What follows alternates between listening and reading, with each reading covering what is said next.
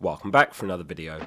The first weekend games of the season are over, so let's talk about everything that we learned from the weekend, and I'll go through my early team selection and transfer plans for Game Week 2. How did you all get on with the first weekend? I've pinned a comment below, so let us know your scores, good or bad, and good luck if you've got anyone left to play in Monday night's game. I've spent a few hours reworking the graphics for these transfer plans videos for the season, so I hope you like them. Let's get into it. Liverpool 4, Bournemouth 2 to start the season off. Really entertaining season opener. Though not great, of course, if you had any Liverpool defenders. Really peak FPL in the first game of the season. Kerkez and Frimpong both taken off seconds before the 60th minute mark, which of course would have locked in their clean sheet. They hadn't conceded at that point, so it was 1 point each for the fullbacks. Van Dijk did play the 90, of course, and he did hit the defensive contributions threshold, which means he ended on 3 points.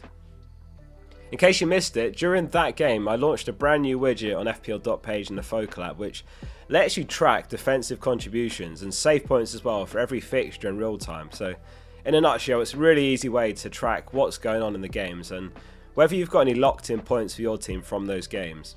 Bonus points, of course, the other one that's been really popular to check during games over the weekend. That lets you see which players are on for bonus points that you've got in your team. FPL Focal in the App Store if you've not got it. Thank you everyone that has been using it. So, yeah, it was looking pretty grim for those of us that captained Salah until a brilliant goal in the 94th minute, curling one past Petrovic. In his 9th season at Liverpool, he's never blanked in Game Week 1, which is astonishing. In fact, his 10 goals, 15 assists in Game Week 1 is the most goal involvements in Premier League history in Game Week 1. 8.5 mil Ekitike was superb, well played if you picked him. A few of you did ask me about him in the deadline stream, and I said in honesty I'm not going there myself, just in case Isak does arrive and perhaps hurts his minutes longer term. But yeah, 11 points, they're locked in now, so well played if you picked him up. Keep patient with Verse despite the blank as well, the points will come there. Liverpool look great going forward, it has to be said, but some work does need to be done defensively. They did look vulnerable to the counter. Slott's going to have to find solutions, and I'm sure he will. They're not going to be keeping as many clean sheets as last season otherwise. Honourable mention to Semenyo with a fantastic brace, and he finished on 15 points. It's been 3 years since someone managed a brace or better at Anfield, and that was Trossard with a hat-trick back when he was at Brighton in 2022. Only Salah and Palmer took more shots than Semenyo last season, so he'll surely be on for an even better season. The fixtures look amazing for Bournemouth as well now, with Liverpool out of the way. Not that it was a problem for Semenyo in the end. If I was on a Game Week 2 wildcard, then he'd be in. Probably Evan Nilsson as well with a double up. Wolves home next for Bournemouth. Double-digit returns from Kudus and Richarlison in that 3-0 win over Burnley. Kudus assisting Richarlison for both the first 2 goals and Johnson getting a third. Very important not to go points chasing in FPL, whatever you do. Like, it's Man City next, and now is absolutely not the time to buy any Spurs assets. And in Richarlison's case, avoid him in general. Like, it's just a matter of time till he loses the spot in honesty. Like, even if he keeps starting, he'll be well off before 90 anyway. 0.94 expected goals conceded by Spurs, which is encouraging reading, but we're hoping that Frank would shore them up, but they're not going to be home to Burnley every week, are they? Lots of us bought into the Spurs defence for that fixture alone, so big relief to get the clean sheet there. Spurs are in advanced negotiations reportedly for Eze, so that's one to keep an eye on as well. Like, he'd be amazing for 7 mil at Spurs. Porro was taking corners on the left side as predicted, Kudus the other side, which only adds to Porro's appeal long term. Speaking of solid defence, Newcastle only conceded 0.2 expected goals at Villa Park. No shots at goal first half from Villa either. Of course, the second half red card for Concert did change the shape of that game. Very unfortunate given that he's in about 2.1 million teams as comfortably the most popular Villa defender. That all said, he still outscored Watkins. He got 3 points, Watkins 2. Though he is going to miss the Brentford game in Game Week 2 of suspension. He'll be back in Game Week 3. Patience is really key in FPL. There is no mad rush to sell Watkins for Ekitike, for example, whatsoever in my eyes. Just hold firm with Watkins and Rodgers, in fact. The points will come. Newcastle have failed to win any of their last 6 Premier League games without Isak. They've drawn 4 and lost 2 without Isak. And they failed to score in each of their last 4. Despite having 75 shots as well, 9.4 expected goals across those 6 matches, so they did miss him a lot. Cher and Burn hit the Defcons threshold, decent return for both of them. Burn actually looks like a great option for Game Week 3. He's got Leeds away, Wolves home, Bournemouth away in a row. I found a few footballers' FPL teams over the weekend. Here's how Salah lined up for Game Week 1 himself. So he went Alisson, Porro, Tarkowski, Gabriel, Romero, Salah, Palmer, Cherky, Ødegaard, Gue and Bowen. So he actually did pick Kirkes as well, but he benched him, so maybe he knew about the early sub coming. And he captained himself, of course, as he does always set and forget. He's got Tarkowski left to play. There's a page on the Focal app of all the footballers' FPL teams if you'd like to have a look at some more there. Man City ran Wolves ragged, 4-0 at the Molineux. Haaland with a brace. Will we see a repeat of last season where he ended up banging in 10 in the opening 5 game weeks and looked essential?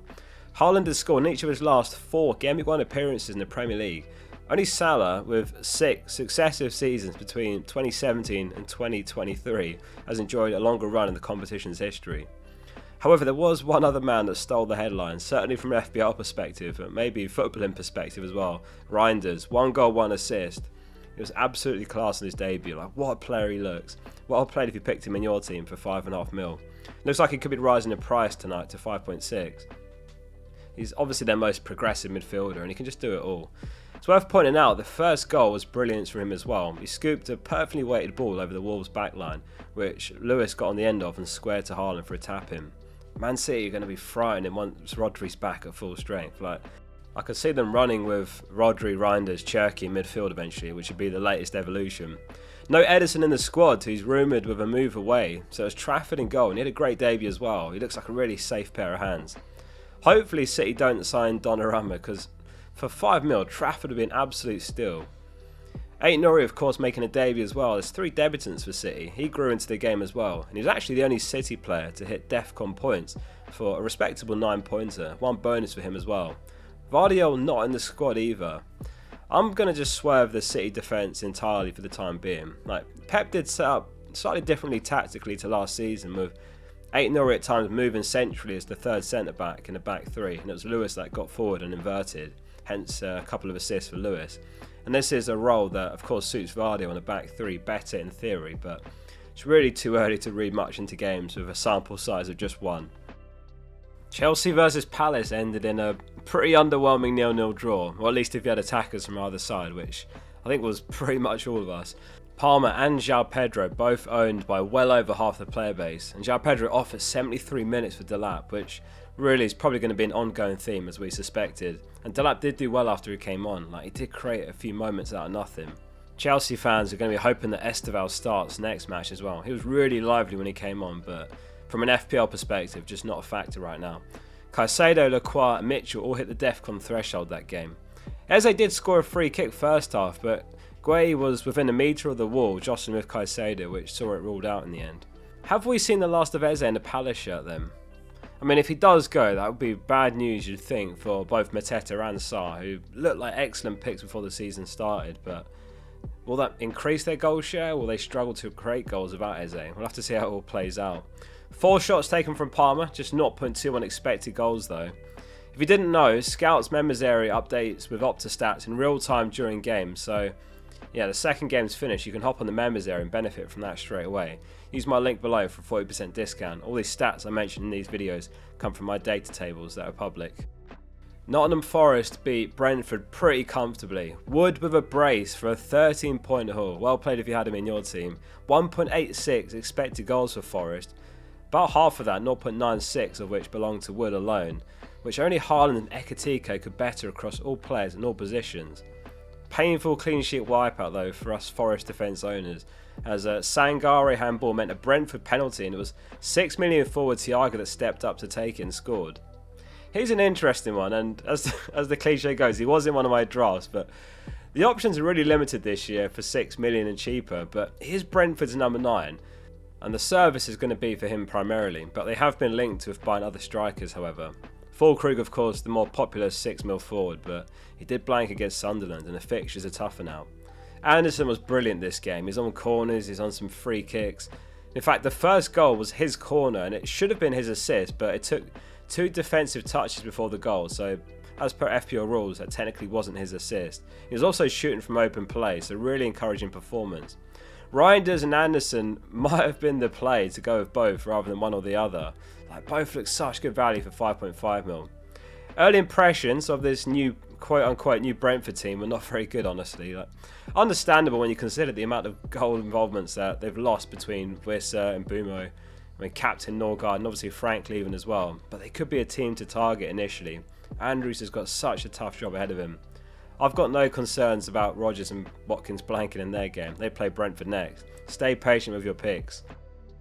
Man United versus Arsenal finished 1-0 to the Gunners. A debut to forget really for Gyökeres, who didn't register a shot all game, and Arteta took him off just seconds before the 60th minute mark.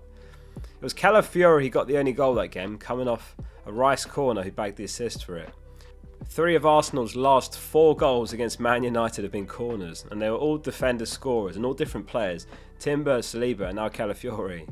They've scored 31 goals from corners, Arsenal, since the start of 23-24 in the Premier League, which is 11 more than the team with the next most in that period, which is Liverpool's 20.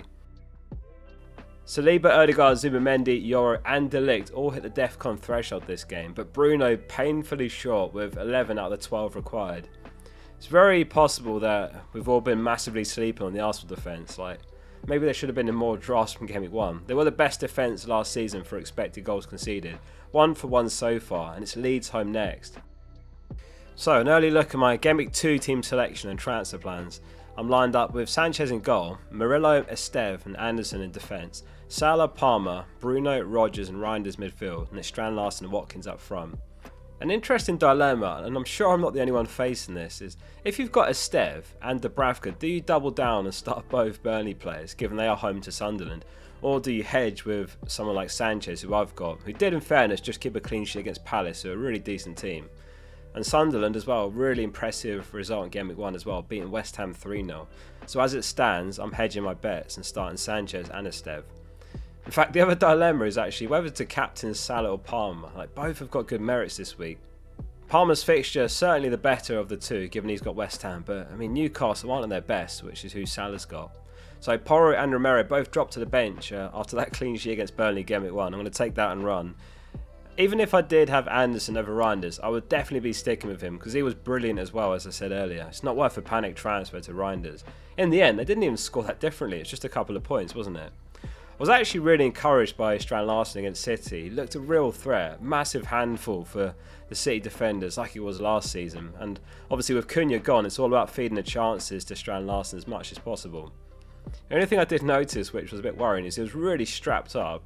He had his wrist strapped up, he took off his boot at one point because he got injured, and his ankle was heavily strapped up, and that's a bit alarming, like so early in the season. I think he's going to end up decent value though for 6 million, as I say. I just didn't like the fact that he had City Game Week 1 and obviously had the same issue with Bruno who had Arsenal Game Week 1, but they did both blank as I thought was very possible, but that's the worst of it out of the way and I'm going to stay patient. They're both long-term purchases. In terms of transfer plans then, no injuries from Game Week 1 fortunately, and there's no one in my team that looks like a massive mistake that I need to fix right away, so the straightforward plan is to roll this week and I'll take 2 transfers forward. Links below for the Focal app and to become a Scout member with a discount for Scout membership there. I hope you all had a great Game Week 1, if not a better Game Week 2 next weekend. And don't worry if it wasn't a good week for you. The start of the season is always so volatile and obviously even more so this year with more chips activated than ever before. So things take time to shake out. Trust your picks. See you soon for the next one.